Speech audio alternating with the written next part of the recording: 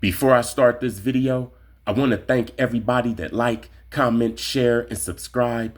I see it. God see it. Blessings to you in your situations. Just in case you don't make it to the end of the video, I wanted to thank you now. Thank you. And I mean that. I went to sleep hungry. I woke up hungry. I did my cardio. I'm still hungry. I'm only thinking about food right now. Food is the only thing on my mind. We sell this fish sandwich in Harlem. And if it's your first time, we'll let you try it for free. A little sample of something. Right, I'll give them a little, I mean, I ain't gonna give them no dinner.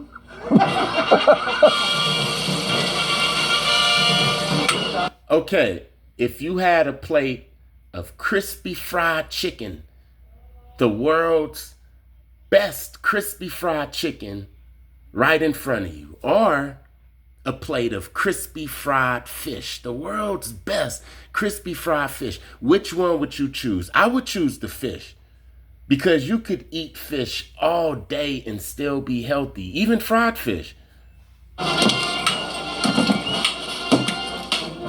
Man, I ain't never called nobody asking to come up here and give me an interview or nothing like that, man. It's word of mouth.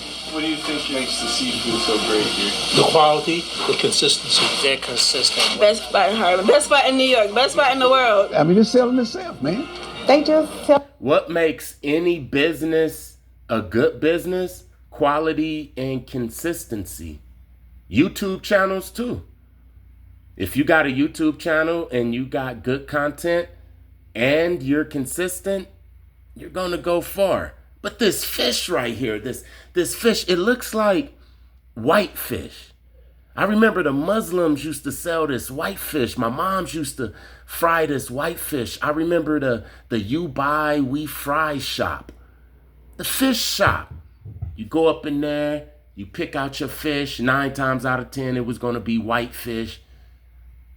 Look, that spot was the first spot that I know took food stamps. You Buy, We Fry fish. Hush puppies, mashed potatoes, all of that. The tartar sauce and all of that. I can eat this. I can enter a fish eating contest. And they serve this fish right here.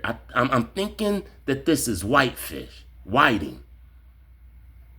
I can eat 1,000 pieces of this fish. Tell us how much they love it, and I'm just like, thank you. 70 and 72. I go in some places, you know, and you can smell whether they clean or not.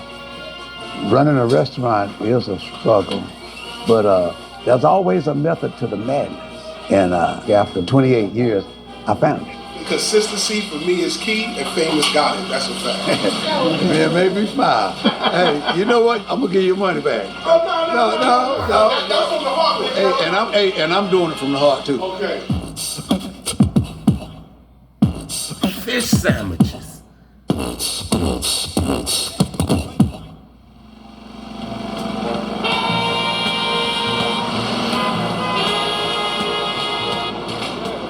I'm a country boy. I came up to New York in 1996, and I started working here in 1997 with my aunt down the country. I mean, you know, if you walking and you meeting somebody, you say, "How you doing?" This guy was coming up and I said, "How you doing?" And he just went ballistic on me, man. I wasn't used to that, man. That's how it is in Atlanta. When I first went to Atlanta, I thought that it was going to be Southern hospitality. Now, they had the fish and grits. That was my first time eating fish and grits. I'm telling y'all, I'm hungry right now. After this video, I'm about to go pig out. And tomorrow, Monday, I'm back on my program. But today, I'm thinking about food. Yeah, when I first went to Atlanta, I thought that when I greet a person, they was gonna greet me back. But hell no, it was different. Not in Atlanta, probably Mississippi and Alabama, Louisiana, but shit, not Atlanta. They look right at your ass and keep walking. My name is Sterling Eric Strickland, and we're at Famous Fish Market at 684 St. Nicholas Avenue, and the cross street is 145. If you're coming uptown and you cross over 145, you went too far. Our number one sandwich is a whiting. I knew it. I knew it. He just said his number one sandwich is the whiting. Somebody said that catfish is black people fish. I think whiting fish. I can eat both of them baskets of fish right now, and I'm not even lying. And I can eat some French fries with it. Whiting fish. The way you want it. We can give it to you crispy, regular, or soft. But we won't give it to you raw. The reason that we use whiting is because it's easy to debone. Ain't no two fish the same size, just like human beings, We use wheat bread, and we cook a whiting to order fresh every day. We usually put 3 pieces, but sometimes we'll put 4. But we give them a nice looking sandwich, You don't never sell the same amount every day. Now, I do 5 to 7 30-pound containers a day. When I first came up here, my aunt, she didn't even have a sign out there. And all she had was that one door. The line was down the block. When I first saw it, I thought they were selling drugs. When she had it, the name of it was Subway Seafood. 1997, that's when she changed the name to Famous Fish. Her and her husband, they opened it up in 1973. I don't know the month. My aunt turned the store over to me in 1997. He definitely built himself up because he came from nothing. For him to acquire this and to keep it for so long and to just be so successful in it, I keep telling him, I'm like, Dad, you did that. I found out in my almost 28 years that seafood is the most perishable item that you can sell for consumption. Cleanliness is the closest thing to godliness. Yeah, it is. When it sits and everything settles to the bottom, it gets kind of thick down there, and you got to loosen it up. Then you see that right there? That's just a day's work. Now think if somebody let that go like that for a week. When I first come in the mornings, we change our oil fresh every day. You keep your stove clean, you're going to get a consistent taste every time. That's the key to it. But a lot of people are not going to do it because it's expensive to do it. I've never. It's places in the hood that they don't change their oil. And when they start frying that fish, you could smell that old oil. The one by my mother's house, they changed their oil like his because when they start frying they fish around 2 o'clock in the afternoon, the whole neighborhood smell like fish. I mean, just the smell gets you hungry.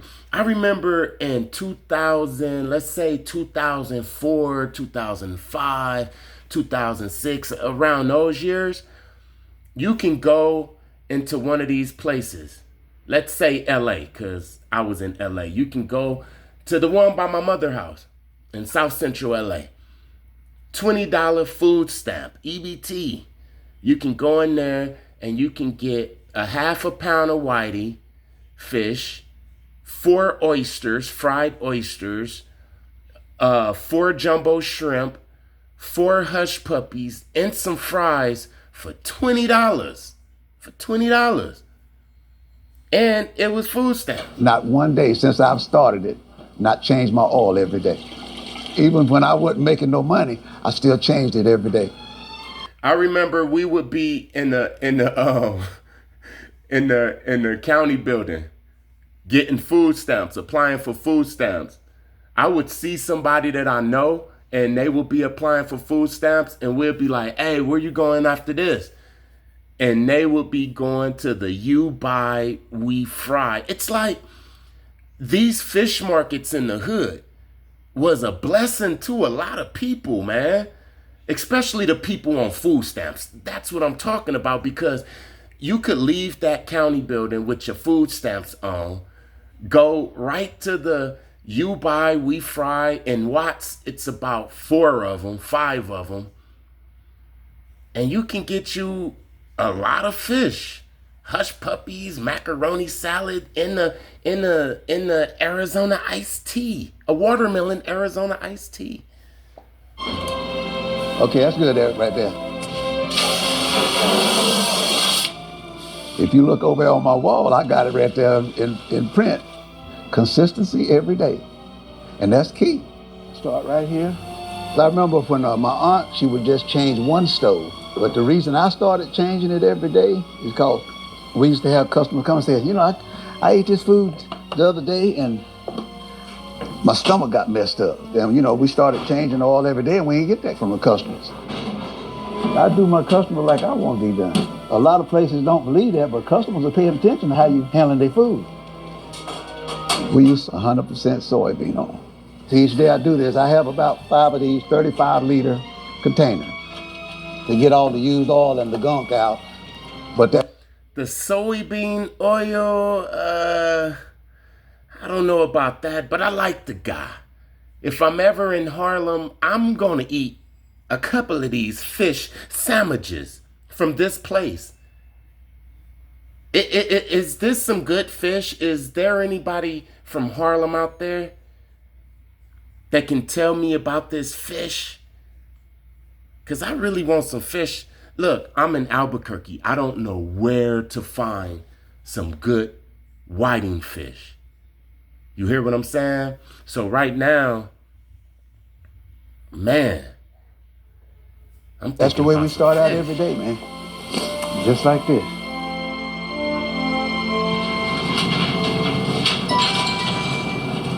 The whiting has a special batter. The batter recipe comes from Norfolk, Virginia, through my aunt's husband's family. But it's got my twist on it. Can't nobody duplicate. I mean, people be trying.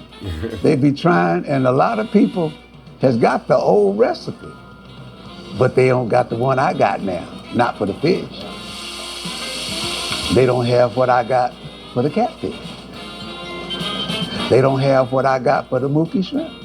Only 3 people know those recipes from famous fish. I still don't know. I know what's in it, but I don't know how much or nothing. He guards it with his life, literally. They'd have to kill me before they get that out of me.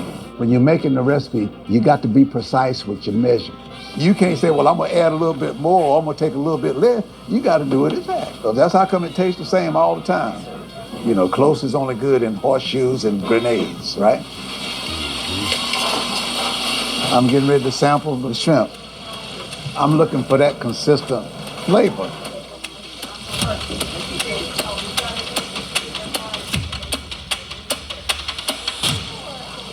Now, the whiting.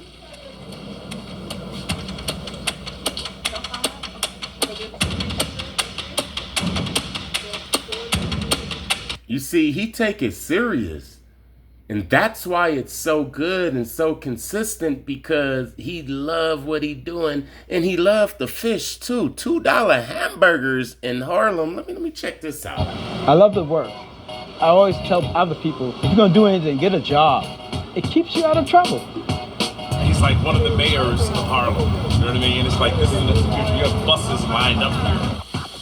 I used to get my hair done out here as a little girl, and most been here since I was a teenager. Hey, how you doing?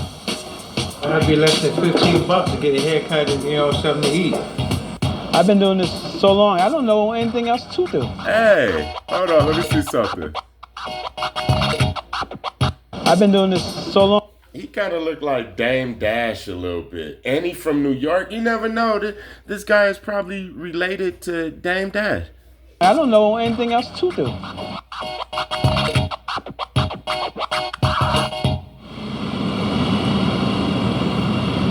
It started because a friend of mine came up with the recipe for the drinks. So we set up to sell the drinks, and then there was a uproar about, hey, you need a hot dog to go with the drinks. And it started from there. And then we moved into burgers, and those went good, so we said, let's try this. My name is Leroy Maurice Robinson Jr.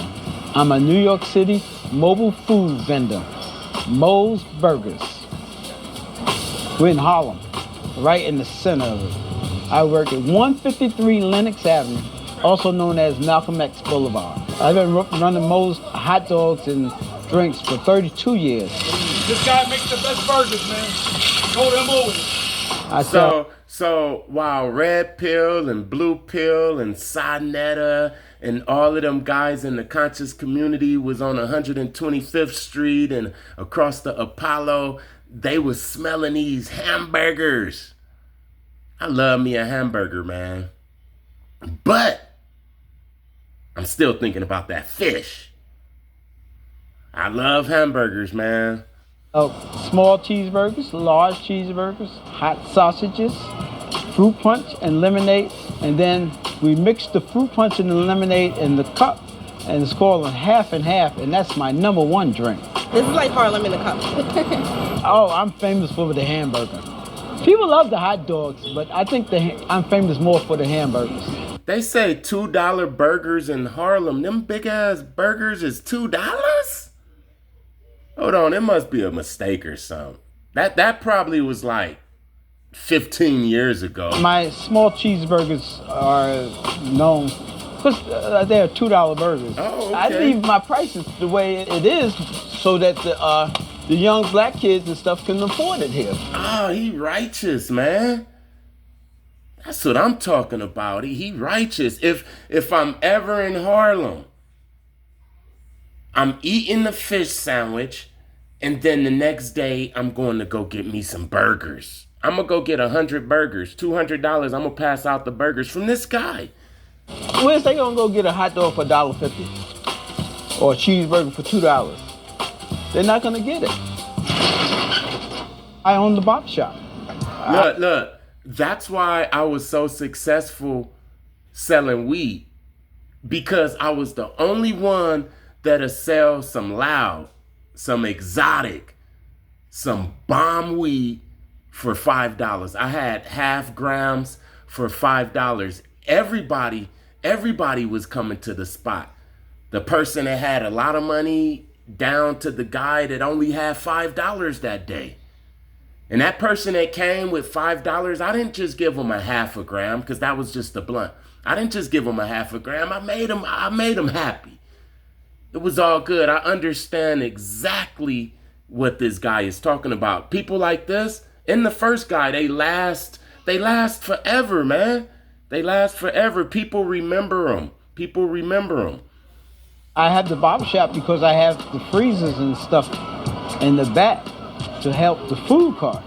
I bought it in about 4 years ago, and ever since then it's been good. I think I'm an asset to the community. People tell you they don't feel like going home to cook. It's too hot, or whatever the case may be. I stand up 10 hours a day, and I'm out here usually burning up, but I stay. Harlem is a community. It's a community of love. It's a close-knit community. Moe's is a staple in Harlem that people look forward to. And if Moe's wasn't there, then it would be a problem. People care about other people here. That's why I'm so successful. People care about me, not because I sell them a hot dog. Mo is a staple. My kids come home every day after school, and this is the first thing they do when they get off the bus. Harlem will always be special to me because I was able to raise my family through Harlem. I got 4 kids graduated from college. Oh, the burgers, they help pay for the college. They all doing good now. I was born in Brooklyn. Hey, can I get a Frank over here? They patient. These people, they love me. You see, they stand there and... Yeah, they love you. I'm looking at the video and I'm smiling. You hear what I'm saying? I'm looking at the video, I'm smiling. This guy has a good heart. He is the community. Yes. I will buy 100 hamburgers and just pass them out, man. You hear what I'm saying? The world needs more people like this. And the first guy also. You know, they just joking with you. What's up, brother? How you doing, brother? I spent 8 years in the Navy, worked on propulsion equipment. After I got out to the service, I was always in Harlem. Because I was a veteran, you get to get the license free of charge. Hey, how you doing? When the city was converting to their system as permits and stuff like that, we were running into problems with the police all the time. But once all that got straightened out and level, there was no problems. Yeah, it wasn't no problems because I bet you the police be buying them hamburgers and hot dogs too. I bet you the police buy the hamburgers and the hot dogs.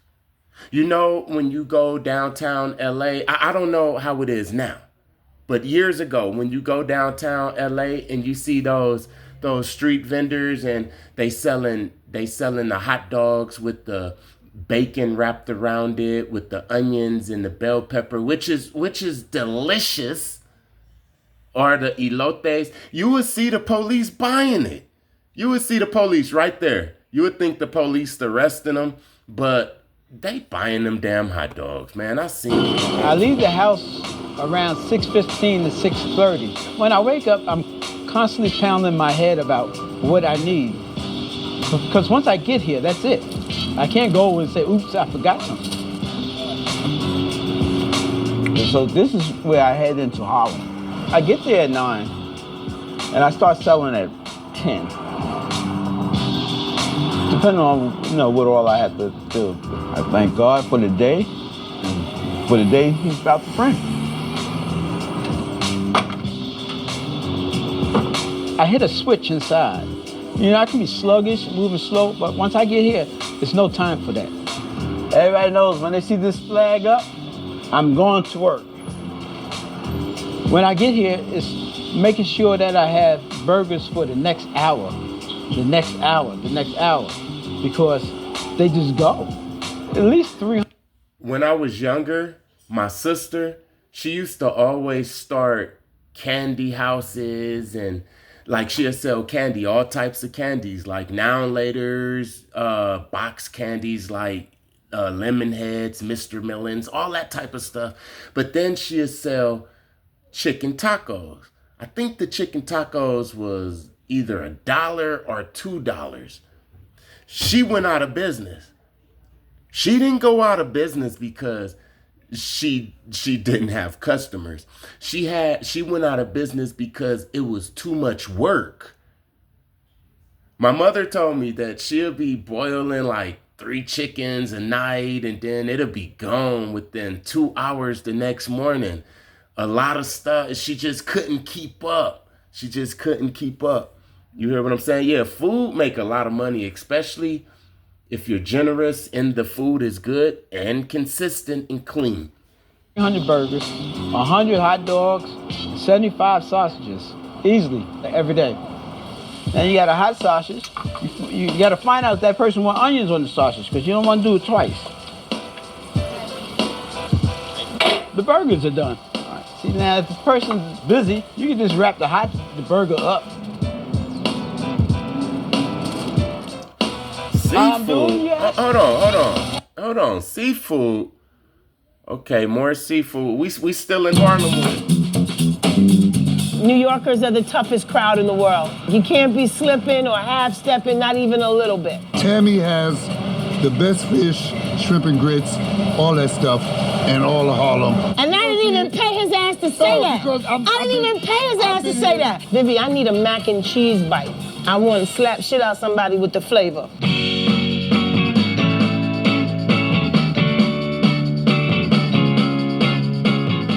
Who you think got more flavor, her or the first guy with the whiting fish? Now, the whiting fish is clean. I'm going to go there because it's clean. I know he got flavor, and it's going to have good high vibe and energy in that fish. But her, I just got a feeling this is the flavor. This is the place that I go after I smoke a blunt. People care less about me. As long as them damn po' boys are good, them grits is creamy, and them shrimp are good, they could care less. My name is Chef Tandy. Everybody calls me the seafood lady. I'm chef and owner of Harlem Seafood Soul. We sell the best seafood and soul food in New York, if you ask me. I've been operating Harlem Seafood Soul for the last 3 years. As you can see, we operate with a solar panel and a battery pack. Harlem's first and only eco-friendly restaurant-grade mobile kitchen. Where you from? Belgium. Welcome, bienvenue, Harlem. If you want to really, really taste the flavor of Harlem. My grandmother's mac and cheese, my grandmother's shrimp and grits. You gotta go over there. Okay. We have a really simple menu. Po' boy sandwiches, fish tacos, mac and cheese bites, shrimp and grits. Your life is gonna be changed by those shrimp and grits. My grandmother's grits ain't no joke. We saute our shrimp in a garlic butter. We wanna make sure that they're cooked to perfection. These are our amazing... I don't eat shrimp anymore. I haven't ate shrimp, pork, oysters, catfish, anything like that in years. But when I did, man, Atlanta, Georgia, man. And like I said, grits and fish. I never heard of grits and fish, shrimp and fish until I got to Atlanta. And then I ate it. And man, I couldn't stop eating it. That's one of my favorite meals. And the shrimp and grits also, but I just don't eat shrimp anymore. So if I ate shrimp, then shrimp and grits would be one of my favorite meals. Grits. You will not find any lumps in my grits. And then we take the shrimp and we just place them on top. We drizzle little hot sauce across there, and then you go to work. You want hot sauce? Hey, I'm gonna put a couple extra napkins because I know you're gonna be licking your fingers. Thank you. Harlem Seafood Soul is bringing back the old Harlem that I grew up in. Traditions and that feel where people looked out for one another. This village of Harlem is rich, I mean rich, and overflowing with history. You have the Teresa Hotel here.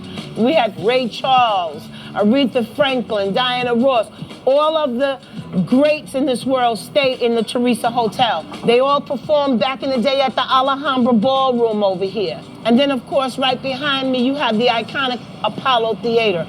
I can feel my ancestors here on this corner. I'm well known in this community, and people know I'm not to be fucked with. Tammy means like the world of Harlem. You kidding me? Do you see another truck like that? She's well connected in the community. She knows all of the main people. Good to see you. I love your food. That's all I wanted to say. Thank you, thank you, thank you. I wake up normally between 2:30 and 3 a.m. We get the cart on the street. Well, right now it's 5:51 and I'm a little bit late. There's a couple of things that I do need to pick up. It takes a lot of discipline to do this. You can't be on 125th Street running a business and be half asleep. I don't have my red aprons. That's my favorite color. And red makes people hungry. Actually, this will work. And in about 30 minutes, I'm gonna have some coffee and some protein. Good weed helps. Sativa. I smoke a lot of sativa. I have to have an up weed. Weed here. This is the iconic 125th Street. Born and raised right here. So she right there. She right there. So red pill, blue pill, the whole conscious community, they was smelling this good food too. They was smelling this good food, man. I am getting hungry and hungrier after this. I'm going to go get me something to eat. I call myself a cook. You know, I don't have a formal schooling, call myself a chef. When I come in the kitchen, I feel like my own little scientist. I try to feed my customer how I feed my family. Fausia and Company, great people. The food is excellent. Come down here to 161st Street in the Bronx and have a taste.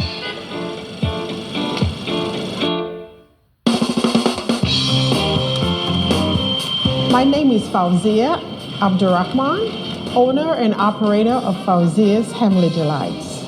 I've been in business for the past 24 years.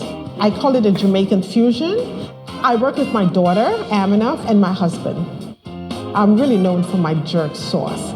But apart from that, I carry at least 3 to 4 vegetables, 1 vegetarian entree, 2 meats, a fish or lamb. Thank you very much. Anytime. Have a good day. Enjoy. Hold it good. Okay. I was born in Kingston, Jamaica. Growing up in Jamaica, I stayed far from the kitchen. That was the last place you'll find me. This is my own homemade jerk sauce.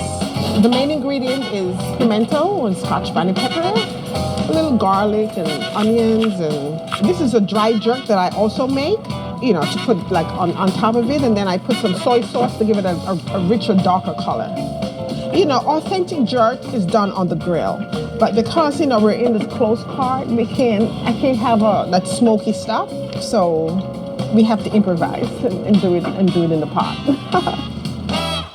I came here, I was in college. I came not with absolutely no intention of staying, but when I was getting ready to go back, my aunt said, "Where are you going? You're 20 years of age. I think you should really start your life."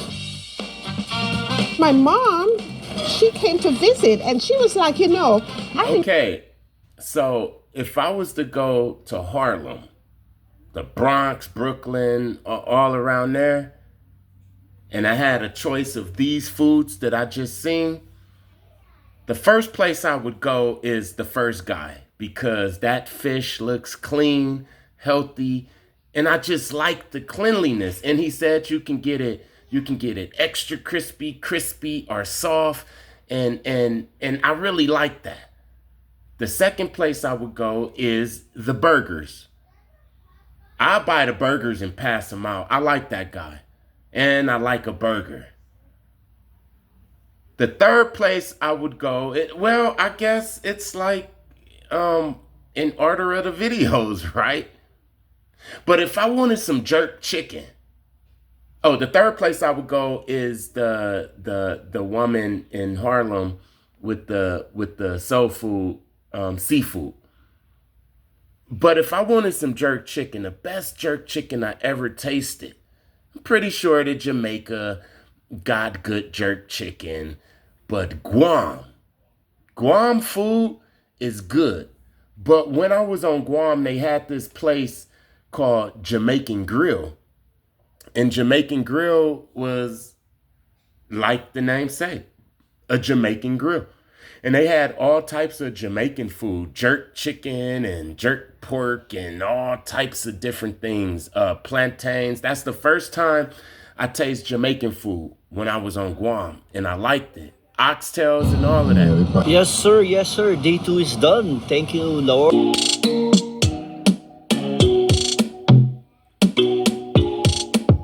Hey, day 2 is done. You happy? We're all done. I'm always happy. Yeah, that's good. Time for the next one. Yeah, the favorite one of Coach Kino. Yeah. This one. I miss this. I miss Jamaican Grill. Coach is on the phone. Time to eat. Yes, sir. Okay, time to eat, Coach Jimmy. Time to eat. Oh, yeah, Coach. Coach, you're hungry? Yes. Me, super hungry. Ooh, big meal, yeah. Yes, sir. Oh, no, sorry. That's very cool. Sorry. That red rice. 30 minutes. Dude. No. You sure? This is my bed. Okay. Serve up to the bone. Grab them. Oh, Coach still working on it, huh? Chino. But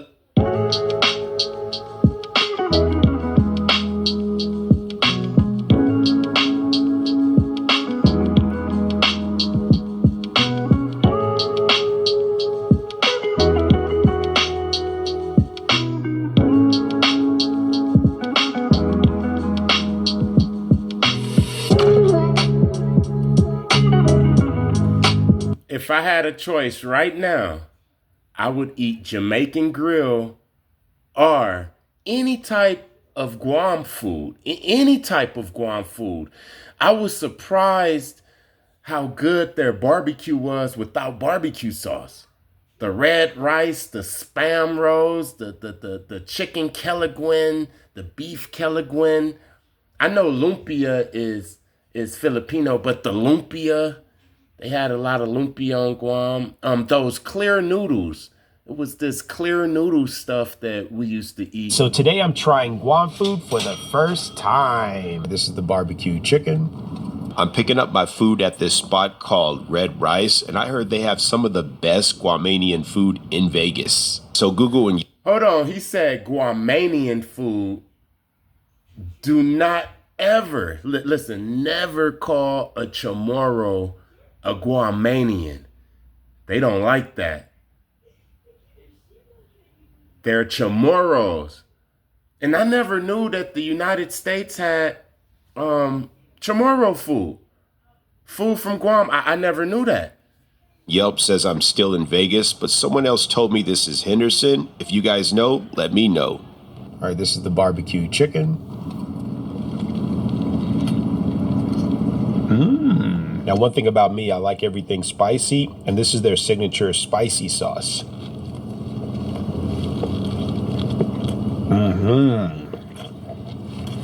That's fire. These are the spare ribs. Now, this is the pork rib. Okay. Let's sauce it up a little bit.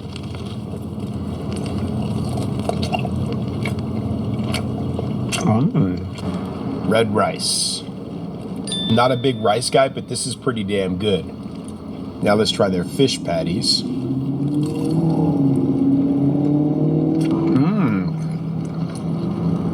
That's fire. Now this is their signature chicken Kelaguen, and I might be chopping this up, but I heard good things about this. Yeah, it is pretty good. Let's add some sauce to it. Oh yeah. I just bumped this baby up 10 plus notches. And this is their signature empanada. My favorite dish on Guam is red rice and mussels boiled in coconut milk. Oh, that is so delicious. I'm about to go get something to eat right now.